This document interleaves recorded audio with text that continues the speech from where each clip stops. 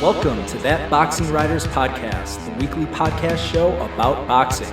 I'm That Boxing Writer, Jeremy Harridges, and let's start the show.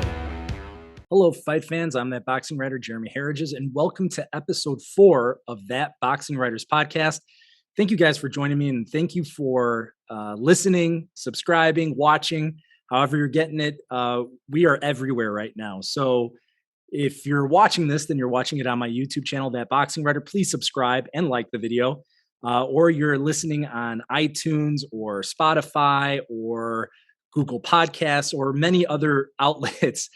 Make sure that you subscribe, like the videos, leave me some comments. I always want to hear from you guys.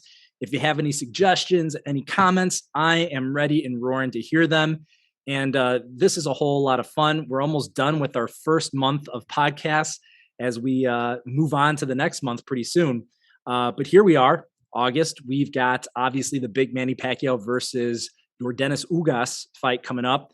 But today I don't want to give too much of an introduction because we have a big guest, and that is DADA 5000. And I'm going to give you a little bit of context, and we're going to go straight into the interview because I know sometimes I have 2 or 3 different guests.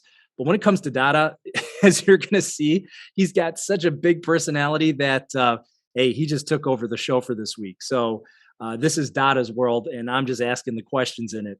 But if you don't know who DADA 5000 is, he rose to fame on YouTube as a street fighter. Then he became kind of this cult personality through the documentary Dawg Fight. If you've never watched it, just search Dawg Fight. I know it premiered on Netflix, I believe. But if you Google it, I'm sure you can find somewhere to watch it legally.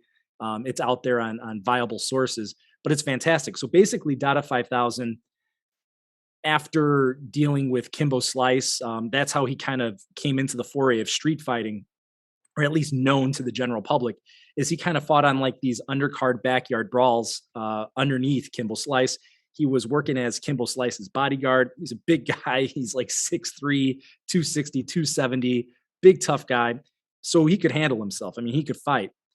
He broke off, did his own thing. He would stage backyard fights in his own home.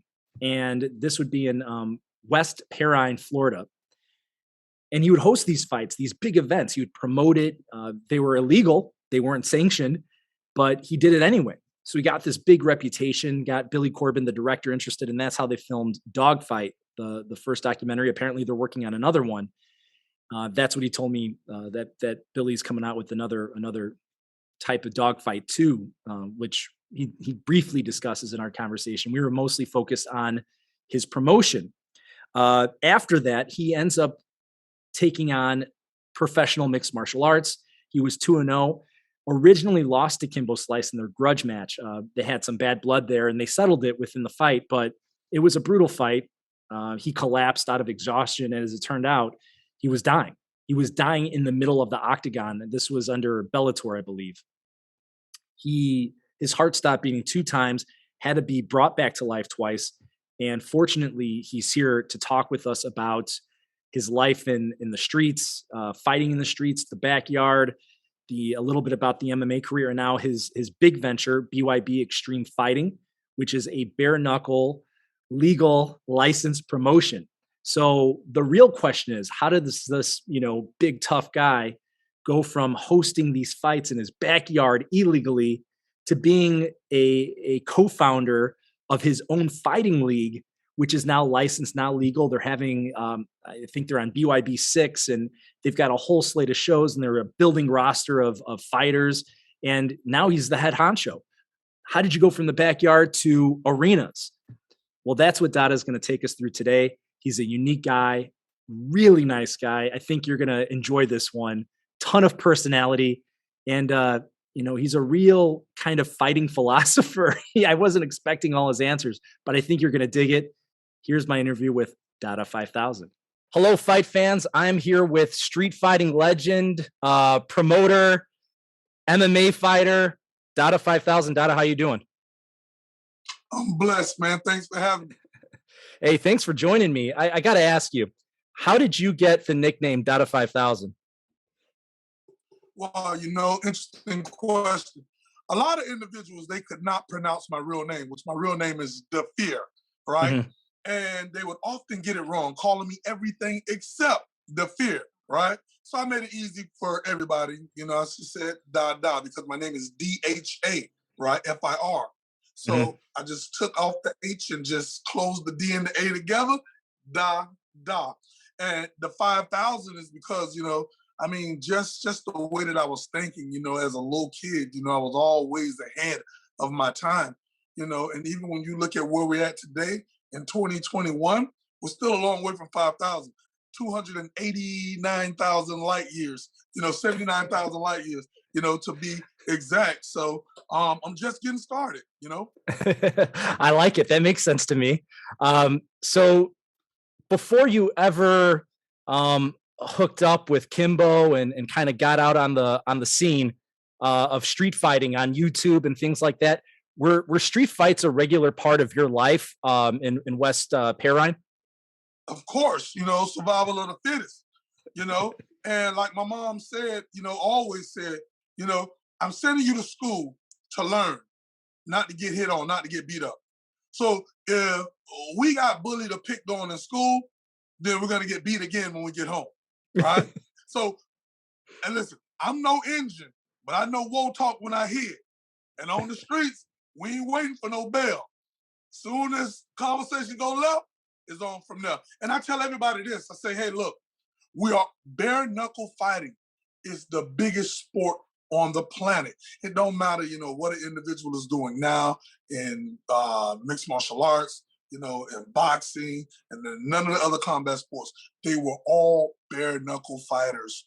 Listen, if they got into a fight at any point in time in their life, in school, on the playground, at the bus stop, they had to use these, and it was bare knuckle. There wasn't no time to put on no wraps, no gloves. So guess what? Even your greatest MMA fighter is a bare knuckle fighter. Even your greatest boxer is a bare knuckle fighter. Is a bare knuckle fighter. True at heart. So history repeats itself. And we're coming back around. With the vengeance. I think that's a great point. I mean, the origins of boxing worldwide really come from bare knuckles. I mean, John L. Sullivan, first American heavyweight champion. So it really seems like it's a very pure art form. You're taking it back to the OG. Exactly. When you look at all these other glove sports, bare knuckle was where they was originated from. Because before the gloves were ever on, they were off. And I feel like this stuff been going on since the Roman Coliseum days. Even before your James L. Sullivans and stuff like that, where some of these individuals used to duke it out to the death. Mhm. For the entertainment of the kings and queens. And it's still a demand for this. It's still a need for this. And they was looking at me like, nah, it's dangerous, it's this and it's that. But I'm like, but you was doing it. See, what's good for the game, they got to be good for the goose, But I understood because all of us was team, TEAM, together, everyone achieves more. And I just started seeing the difference.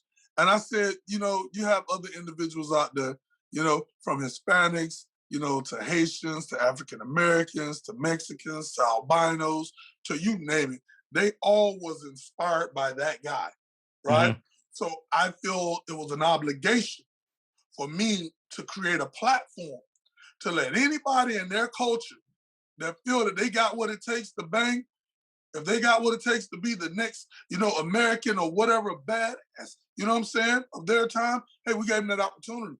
And it wasn't what I did, it was how I did what I did that garnished millions of hits and got the attention of the world to get corporate America to trade in their suits and ties for baseball hats and tennis shoes.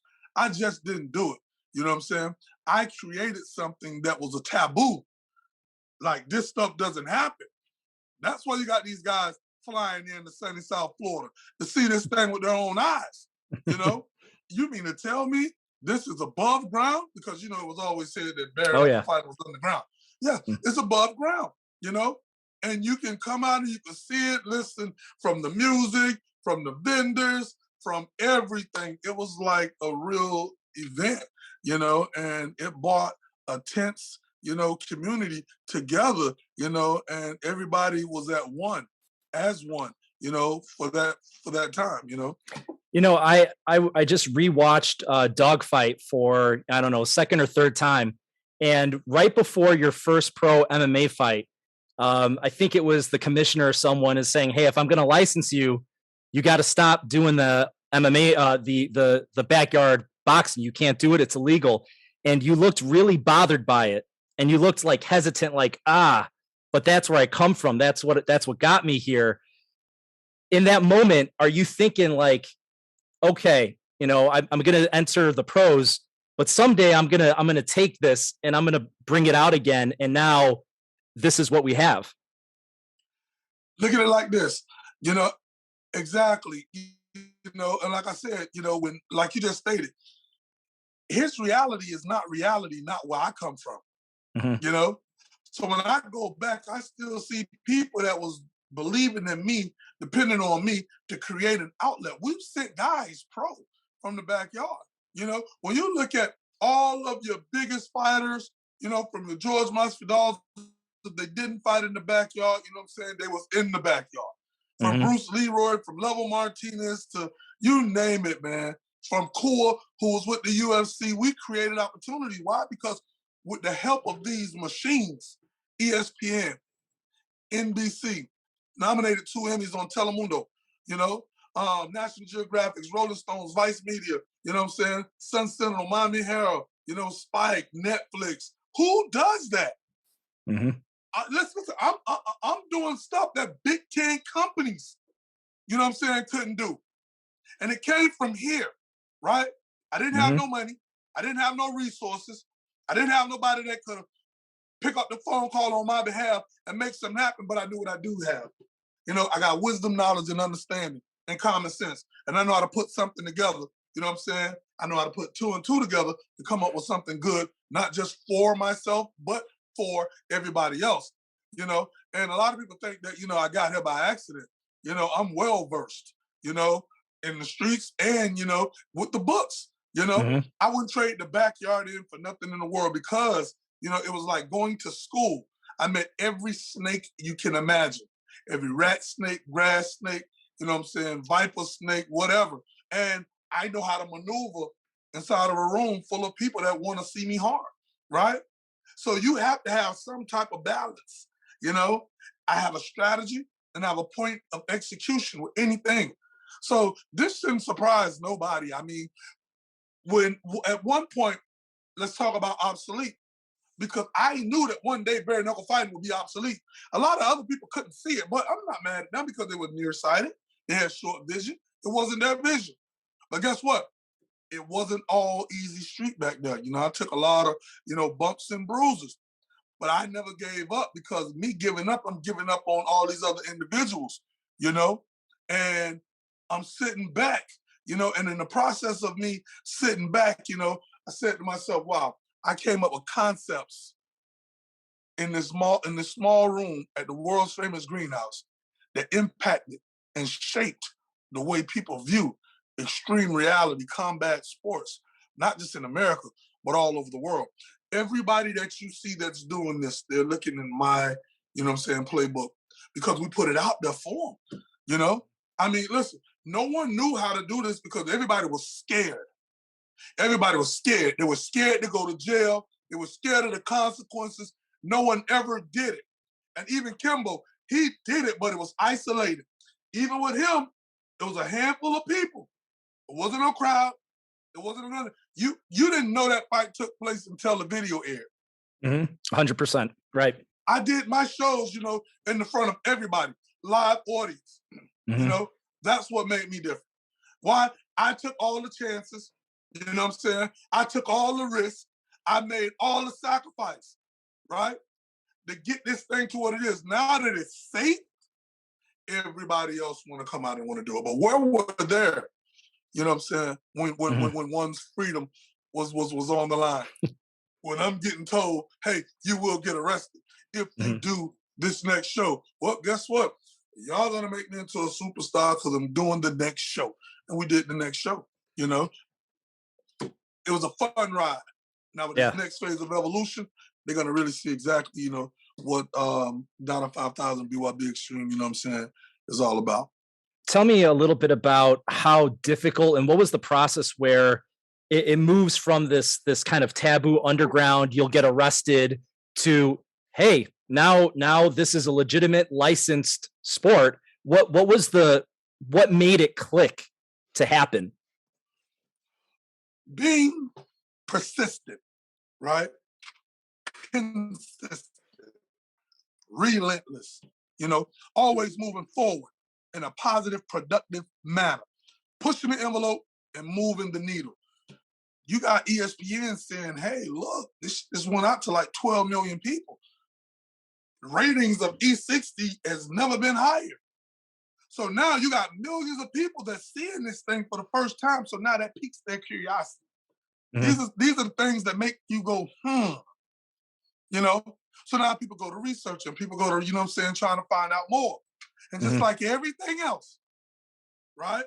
Mm-hmm. If we can license it, we're going to legalize it. No different than the marijuana and everything else.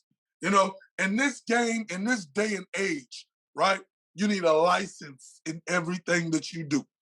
If you come to my house, right? Mm-hmm. And I offer you a drink, that's hospitality, right? You could get drunk as a skunk, that's hospitality. But as soon as I say, oh, that's $5, I'm breaking the law, right? So it's like, this is the reason why I'm more advanced than the average. Is because I sit down and draw connectors and put things together that other people, is not even thinking about. But those are the things, that are so fabulous, is so impactful, with what makes this thing what it is, Give you an example. So when they say, hey, listen, what is MMA? I said, what is MMA? He said, it's mixed martial arts. I said, you're wrong. Not where I come from. MMA in the backyard stands for mass, mutilate, and annihilation. Because that's the type of mind frame that we was dealing with. If you could fight in the backyard, you could fight anywhere. We had no time limit. We had no rounds. You know what I'm saying? We didn't have none of the luxurious things that are associated with, all these other sports, And with myself, I know how to bring that energy. I know how to transfer energy, and me being the referee, was a big part of, things being a success because I understood how to come out there. And I'm going to exert more energy than the guys that's fighting inside the ring. So you got to be supercharged.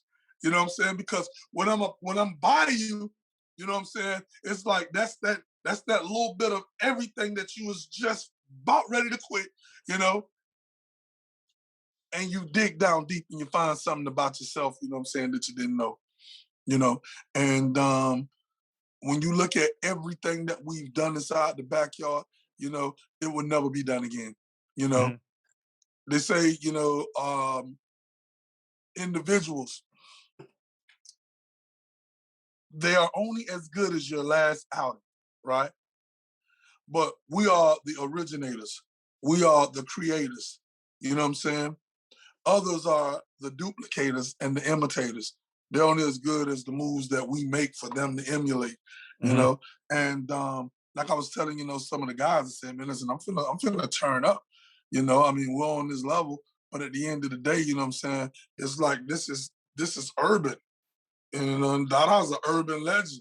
And I'm not talking about the urban legend that you see when you pull it up inside the dictionary, And we are real, we are raw, we are authentic. You can't mention bare-knuckle nowhere in the world of DADA 5000 BYB Extreme, is not inside your opening sentence. This type of stuff here, you don't have to sell. It sells itself, And right now, this is the next phase, and we're about to take over. I know that just watching, again, I go back to Dawg Fight because you can see it. And I think that the director, Billy Corben, saw it in you back then. When you're making moves and you're putting everything together and you're hyping up the fights and you're getting the fighters and you're making posters and you're setting up the seats, it's like, whoa, this guy has a real talent for promoting. Did you realize at that point, all the way back then, that someday I'm going to make it and I'm going to be a big time promoter? Were you already thinking that I'm going to make this happen? Absolutely.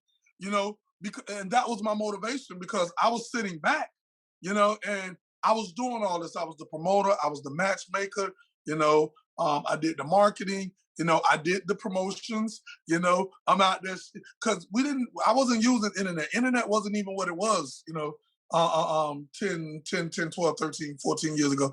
You had MySpace. You didn't have none of that other stuff. So I treated it like a presidential campaign, that I'm out knocking on doors, shaking hands, putting flyers in hands, stopping the public buses, getting on the bus, hey, passing out flyers and getting off at the next stop. I'm in different cities. You know what I'm saying? Really, man, getting everybody to get in tune with this is the greatest show on earth. Not Ringling Brothers Bottom of Belly Circus, but the backyard. And just to show, once they got to the yard, they was captivated, hypnotized and mesmerized. And every time they say, hey, listen, when is the next show?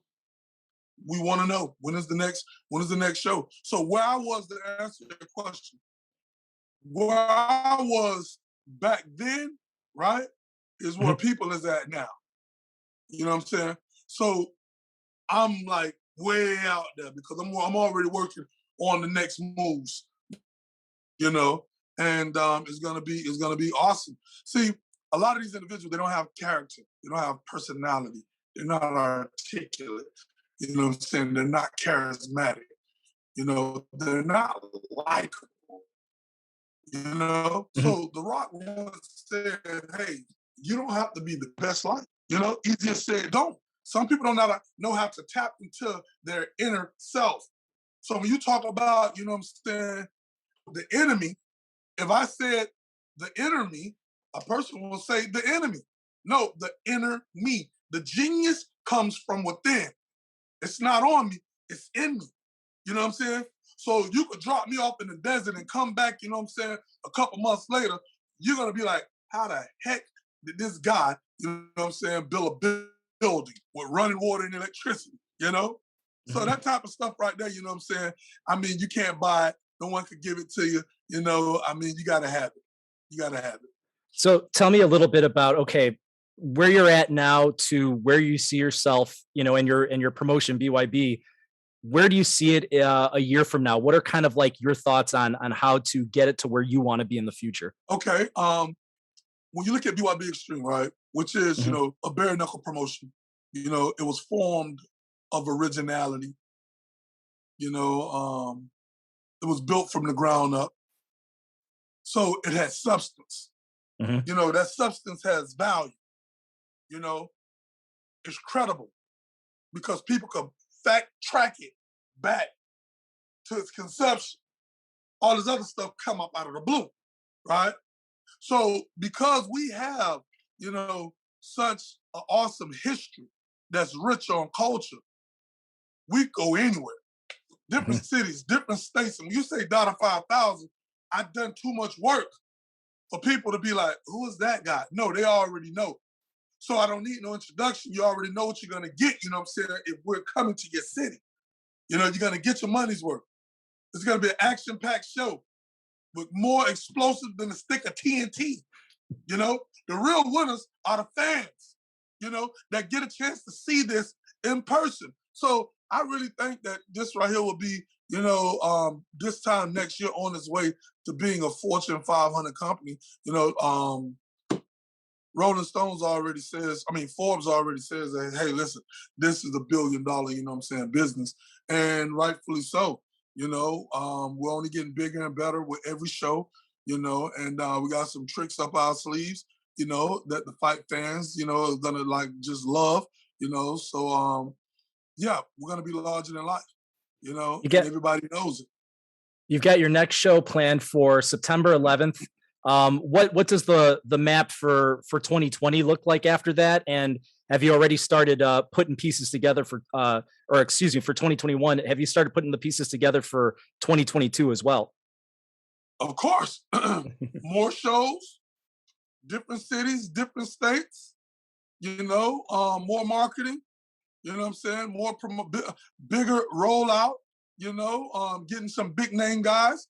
to come on board, getting some big deals as far as, production, and airing on networks, and we're going to make a lot of these guys into household names. Again, what we do is so different. A lot of people, they could try to understand it, Mm-hmm. you know what I'm saying? But they would never understand the inner workings, of the mechanics. That's what make, this business what it is, because again, it was like going to school and to be in and to be in cahoots with, like-minded individuals like Mike Vasquez and a bunch of other guys, Jose Cyrus, them over at BYB, we're all on the same page.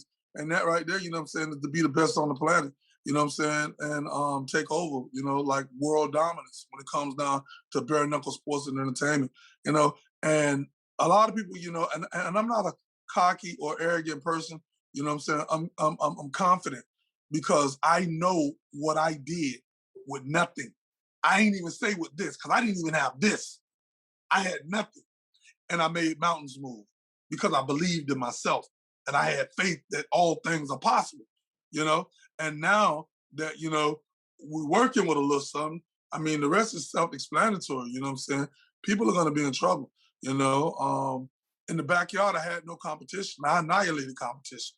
I used to, like start stuff with the guys over across the pond in the UK and stuff like that. Because it was none.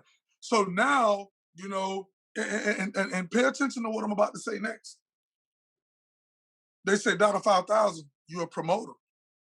They say DADA 5000, you're this, you're that. The people said I was that. I never said I was that. You see what I'm saying? Mm-hmm. No, I'm a product of my environment, but I'm thinking like a scholar. Therefore, I can uplift myself and reach back to help others, So it's like, being a promoter, okay, that's cool. But no, my work, I'm still in it. I'm still here, So it's like my work is nowhere near done, So for myself, I never take on, hey, he's a bare knuckle mogul, he's this, he's that, because now I got to put myself on this platform to higher standards. No, man. Everybody else is in suit and ties and dress up, man. I'm coming in mechanic outfits. I'm wearing t-shirts and jeans. Not because I never accepted that. I am who I am. I could swing with the best of them. But the little things that I could do that as DADA 5000, the guy from the backyard, Mm-hmm. right? Mm-hmm. So you expect me, if I was to step out of bounds and, somebody say something slick on social media and I come for them, because that's who I am, that's where I'm from. Somebody say something, you got to correct that. Because if you don't stop it at that point, it's only going to get worse, But if I'm this guy, I got to turn the other cheek. I can't respond back. That's when you get soft. Mm-hmm. You know what I'm saying? And I'm still here. So there's no room for softness here. You know what I'm saying? So it's like it's a time and there's a place for everything, and this game is 90%, strategy, 10% execution. And I feel like I'm playing the right game, Well, one of the tenets of combat, and one of the things that you preach even back in the backyard, is that what happens to you here when you get knocked down, you're going to get beat up. How are you going to react to it? You've been in some crazy fights. I mean, I read that when you fought Kimbo in MMA, you died 2 times and they brought you back. When you go through that, do you kind of wake up to it and say, I've been through death. Nothing can stop me. Exactly. Listen, and I want everybody to watch Billy Corbin Dawg Fight Round 2.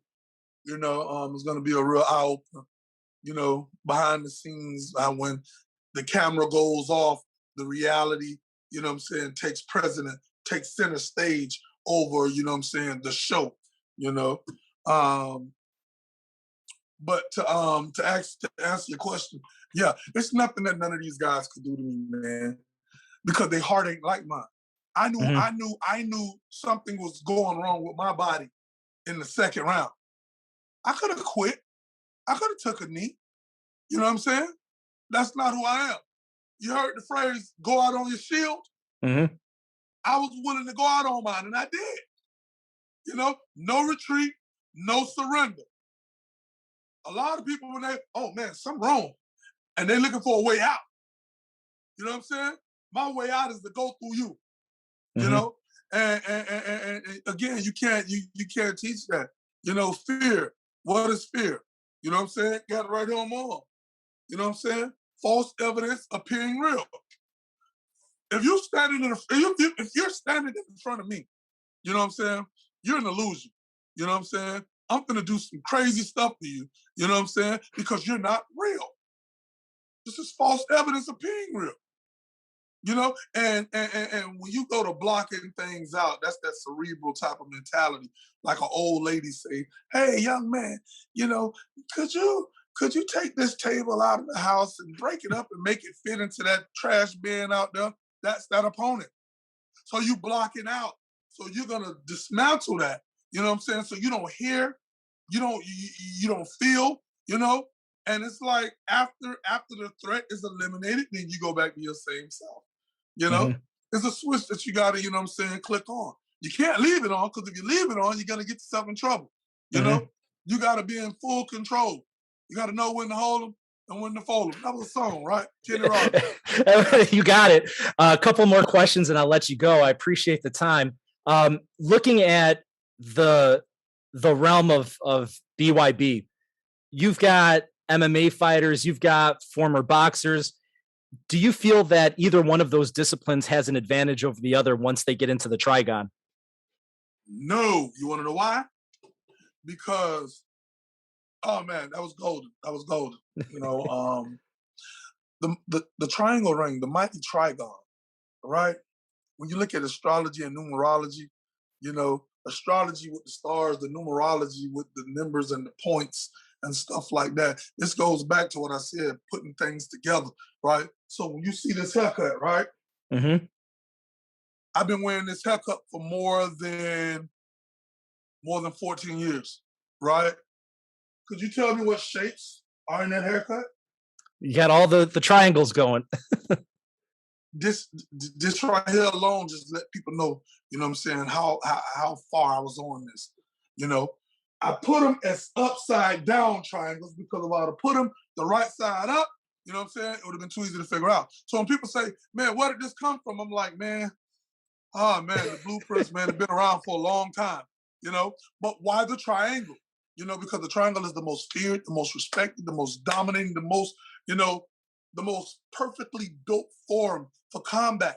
You know, the square circle, boxers and wrestlers have always, you know, fought inside the square circle.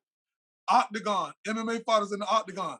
The triangle is a more dominant forum, you know what I'm saying, for combat than any of those other two mentioned. You know, so it's gonna test your footwork.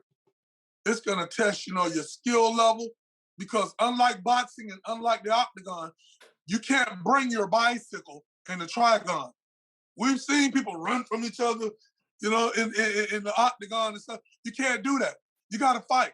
And those corners are equal sides. You know, if you get put inside one of them corners by a person with a good jab, it could be a short night at the office.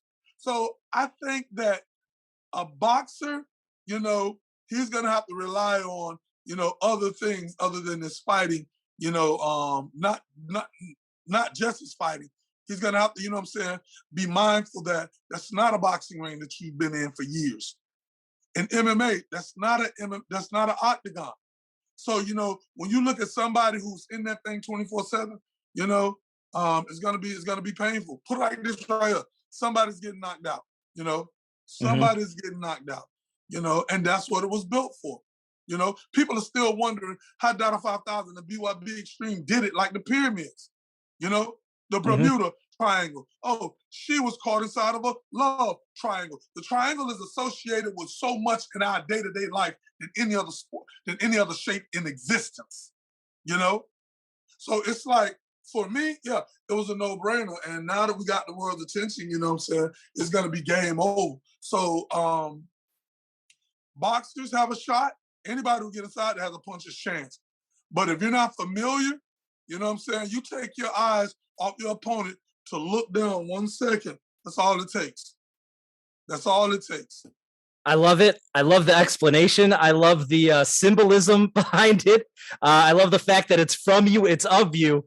Dada, I'm really excited to see what happens with BYB, and thank you so much for taking the time and talking, my man. Hey, listen, and I just got to plug in September the 11th, 9/11, right? We're doing a major event. You know, it's going to be at the James L. Knight Center. Individuals could go to bybtickets.com, you know, and purchase their tickets. And we have a world title that's up for grabs, right? And out of a tournament that had multiple athletes in it, you know, the two that went from here to the top, right? They're both originals from the backyard. They're both originals from the backyard. That's going to be, you know, fighting for that title. Well, it seems like it's coming full triangle, as you could say.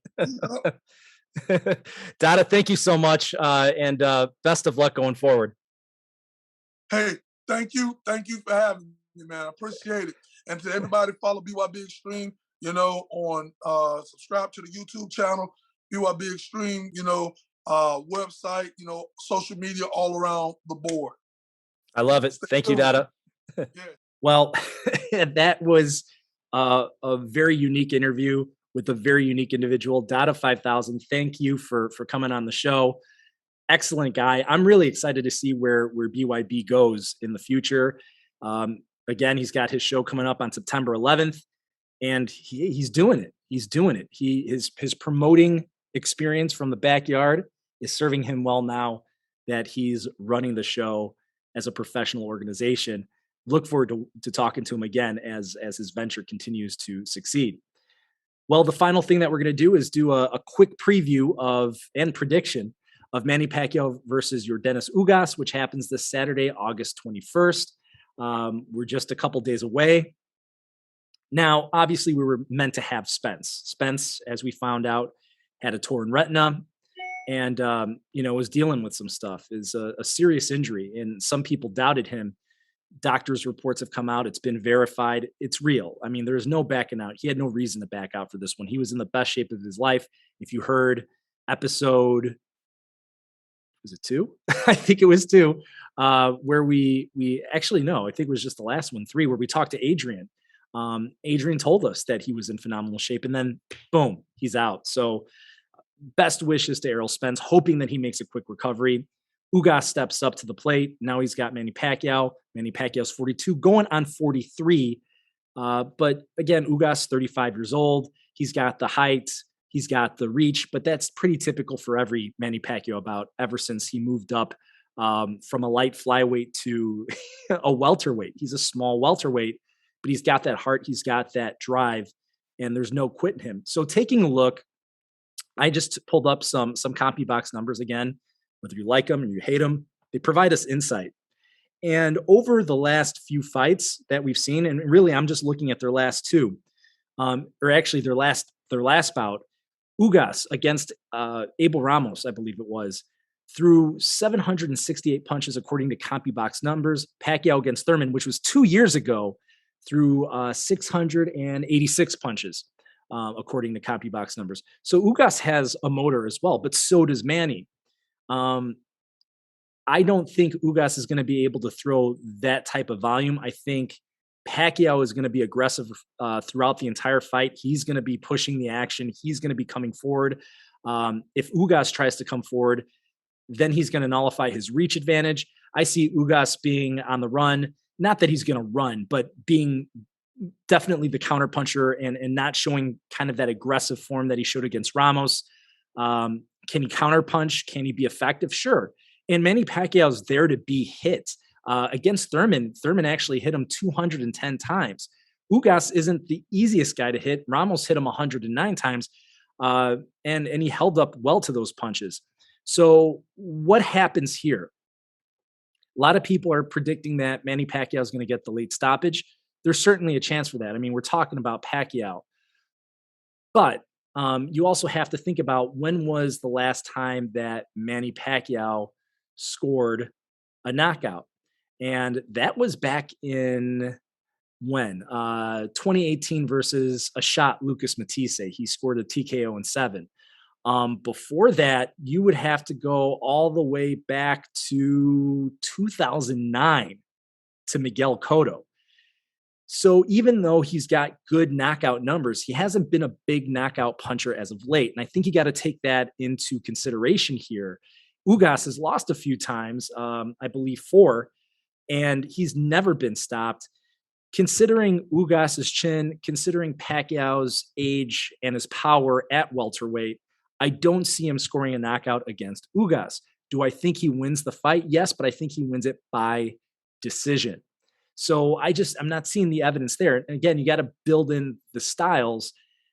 Even with the styles, in Pacquiao's advantage here, being the aggressive fighter, I still think Ugas can take enough of the punches and avoid enough of the punches to last through 12 rounds.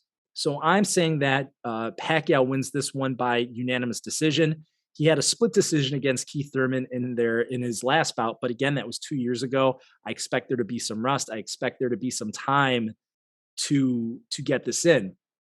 But I think he comes through. I think his volume is gonna have Ugas moving backwards.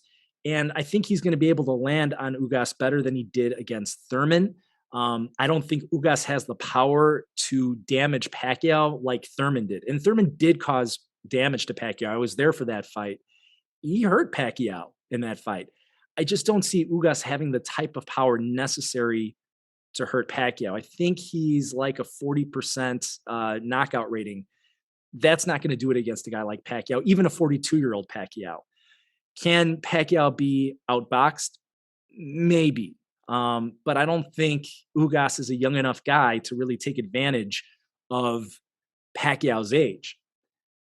Yes, Pacquiao had a loss against a guy like Jeff Horn. Shouldn't have been a loss. Horn got the hometown, home country favoritism there. But to me, just the way that the stats are showing, I think it's going to be a good fight. I think it's going to be entertaining, but I still think Pacquiao edges it, and I still think that Pacquiao wins this one by unanimous decision. That's my prediction. I've done some video analysis. I've looked at the numbers, and that's what I'm thinking. I don't think Ugas gets knocked out. I don't think he has the power to hurt Pacquiao. Pacquiao, 12-round decision, unanimous. We'll see if I'm wrong. We'll see what happens. Regardless, I will talk to you next week. Again, make sure that you're subscribing, spread the word. That way we can keep the great, amazing guests we've had coming. What a month we've had of shows. Let's go on. We're going to be at episode number 5 next week. Remember, we come out every week on Thursdays. I try to get them out by noon, but sometimes it goes a little bit later. Be on the lookout. If you're subscribing, you'll know. That's all I got. Have a good one.